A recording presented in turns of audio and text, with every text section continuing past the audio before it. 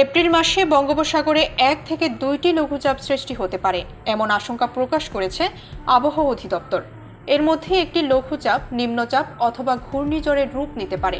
পাশাপাশি আগামী মাসে তীব্র কালবৈশাখী ঝড়ও আঘাত হানতে পারে বলে জানিয়েছেন বিশেষজ্ঞরা। আবহাওয়া অফিসের বিশেষজ্ঞ কমিটি বিভিন্ন মডেল, উপাত্ত ও বায়ুমণ্ডলীয় বিশ্লেষণের মাধ্যমে এই পূর্বাভাস দিয়েছে।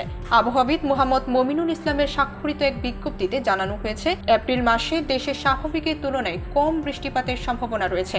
তবে বজ্রসহ হালকা বা মাঝারি বৃষ্টি হতে পারে 5 থেকে 7 দিন এবং 1 থেকে 3 দিন তীব্র কালবৈশাখী ঝড়ের আশঙ্কাও রয়েছে।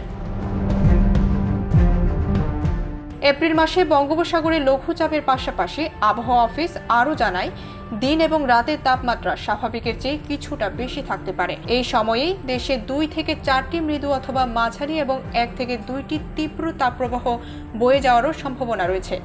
এ কারণে আবহাওয়া অধিদপ্তর জনগণকে আগাম সতর্ক অবলম্বন এবং ঝড় বা তাপপ্রবাহের সময় যথাযথ প্রস্তুতি নিতে পরামর্শ দিয়েছে।